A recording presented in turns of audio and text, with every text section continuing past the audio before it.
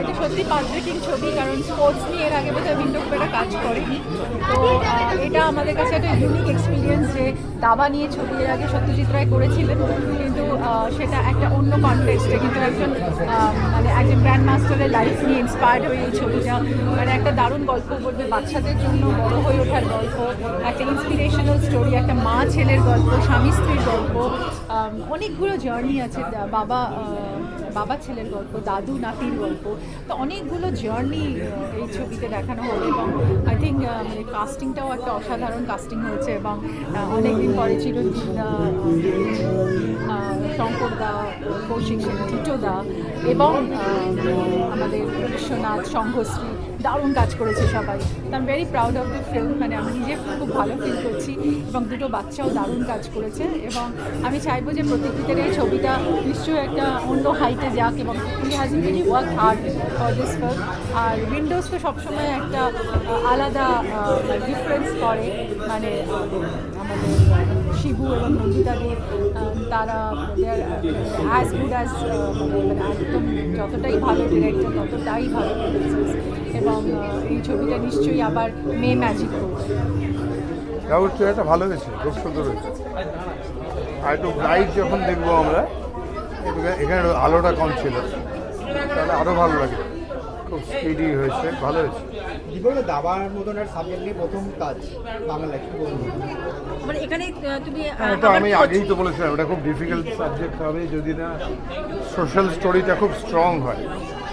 কারণ শুধু দাবাকে নিয়ে ছবি করা একটু ডিফিকাল্ট, ডকুমেন্টারি করলে হবে না, মানে একদম একটা ভালো স্টোরি ব্যাকগ্রাউন্ডে থাকতে হবে, তবে লোকে দেখবে। সাধারণ লোক তো দাবা টাবা বোঝে না, কাজে তারা গল্পটা দেখে, সেই গল্পটা এরা করেছে, খুব সুন্দর করে করেছে, খুব ভালো হয়েছে। এখানে তুমি তোমাকে আবার কোচ হিসাবে দেখো। হ্যাঁ হ্যাঁ, দাবার মধ্যে একটা বিশেষ চরিত্র তোমাকে দেখা যাচ্ছে, ব্যক্তিগতভাবে দাবা আমি খুব একটা জানি না দাবা খেলতে, একটা কনসেপ্ট ছিল আমার, কিন্তু এইটা করার আগেই সূর্য শেখর অনেকটা শিখিয়েছে আমার, অনেকখানি শিখিয়েছে। আর বাচ্চাগুলো এইভাবে অভিনয় করছে, বাচ্চাকে নিয়ে এগুলো তো দারুণ, টেরিফিক, ওরাই লাইভ হয়ে, ওদেরই দেখতে হবে ছবি, আসলে আমরা সাপোর্ট করি। অনেকদিন বাবু তারপর ঋতুপর্ণা সেনগুপ্তের সাথে একই ফ্রেমে দেখা যাচ্ছে। কী বলবো, ভালো লাগছে, খুব ভালো লাগছে। যার সঙ্গে সবচেয়ে বেশি ছবি করেছি আমি, মানে আমার হিরোইনদের মধ্যে ও বোধহয় হায়েস্ট ফিল্ম করেছে আমার সঙ্গে, ম্যাক্সিমাম নাম্বার অফ ফিল্ম। সব মিলিয়ে দাবারু নিয়ে কি বলবেন? দেখো, সবাইকে বলবো দেখতে হবে ছবিটা। এটা একটা ভালো ছবি, সিরিয়াসলি ভাবা একটা ছবি, নিশ্চয়ই ভালো লাগবে সবার। আপনারা দেখুন, আমি মানে সেই কথা বলতে আর কি এর মোদির গ্যারেন্টি দিচ্ছি না, আমি আমার গ্যারেন্টি দিচ্ছি, দেখুন আপনারা, ভালো লাগবে। হ্যাঁ, ভীষণ ভালো লাগছে, কারণ দাবা নিয়ে প্রথম বাংলায় একটা ছবি হচ্ছে। হিন্দিতেও সেভাবে ওই সপ্তাহে কিলারিটি খেলাটা নিয়ে ছবি ছিল না, অন্যরকম একটা ছবি ছিল। যাই হোক, এটা দাবা নিয়ে যেটা মানে ছবি হতে পারে সেটা দেখিয়ে দিয়েছে। উইন্ডোজ প্রোডাকশনকে আমি ধন্যবাদ জানাই যে তারা এই ধরনের একটা ছবি করার সাহস দেখিয়েছেন। ধন্যবাদ নন্দিতা রায়, শিবপ্রসাদ মুখার্জি এবং পথিকৃৎ, অবশ্যই ভীষণ ভালো কাজ করেছে। ক্যামেরা মধুরা দারুণ কাজ করেছে, এবং এত ভালো ভালো অভিনেতা অভিনেত্রীরা আছেন যেটা একটা অন্য জায়গায় পৌঁছে যাবে। এটা একটা ছেলের জার্নি, একটা মধ্যবিত্ত ছেলের একটা জার্নি, এবং তার উত্তরণের গল্প বলে। তো আপনারা 10 তারিখে যখন আসবেন, ছবিটা রিলিজ করছে, তখনই বুঝতে পারবেন যে একটা অসাধারণ ছবি তৈরি হয়েছে দাবা নিয়ে।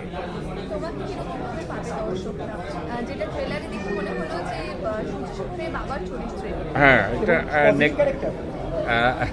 এইটা একটু আছে।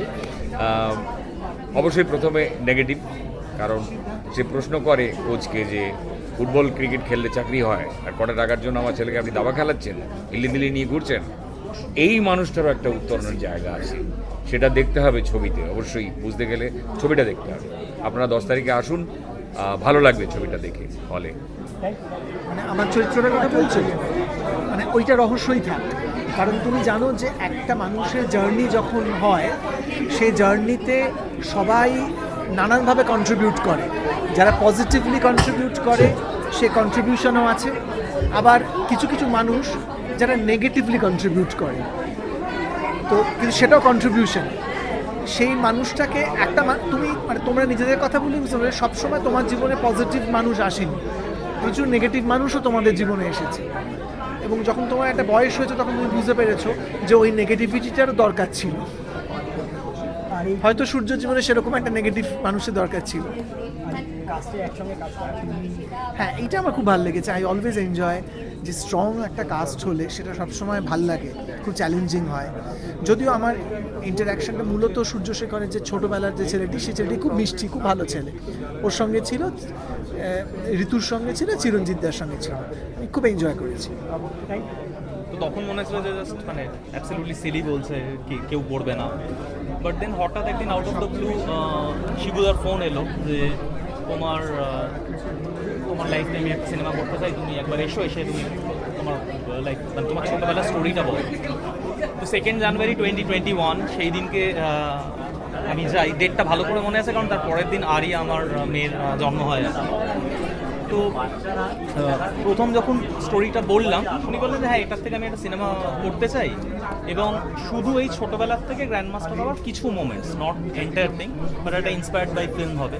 তারপর তো পথিকৃতের সাথে আলাপ হলো, দেন এই হোল জার্নিটা খুব নস্টালজিক ছিল আমার জন্য। আর আমি এক্সাইটেড, বাট আমি বলবো আই এম মোর কিউরিয়াস যে অ্যাকচুয়ালি কীরকমভাবে যারা যারা মুভিটা দেখবে তারা এই জার্নিটাকে কীভাবে গ্রহণ করবে এবং কীভাবে তারা গেমটার প্রতি অ্যাট্রাক্টেড হবে। তো সেই পার্টটাতে আমি ভীষণ কিউরিয়াস। আর অবশ্যই আমার যেটা বাড়তি ভালো লাগা, আমার ধারণা এটা যদি একটা শুধু আমার লাইফের উপর হতো তাহলে আমার এই ভালো লাগাটা এতটা হতো না যতটা ভালো আমার লাগে জাস্ট বাই দ্য ফ্যাক্ট যে আমার দাদু আর আমার মায়ের ওই তাদের জার্নিটা বা আমার এন্টায়ার ফ্যামিলির জার্নিটা দেখানো হয়েছে। অবশ্যই অনেক কিছু বাদ গেছে, যেমন আমার দিদির একটা হিউজ কন্ট্রিবিউশন ছিল, আমার দিদুর একটা হিউজ কন্ট্রিবিউশন ছিল, যেগুলো মুভিতে ক্যারেক্টারে নেই, but still it's very very nostalgic আর খুবই ভালো লাগছে। খুব তো ভালোই লাগছে সবার সাথে কাজ করতে পেরে, অনেক কিছু শিখলাম। শুটিংয়ে তো অনেকই এক্সপিরিয়েন্স আছে, মানে ভালো খারাপ মজা করেছি, আমরা খুব মজা করে শুটিংটা করেছি।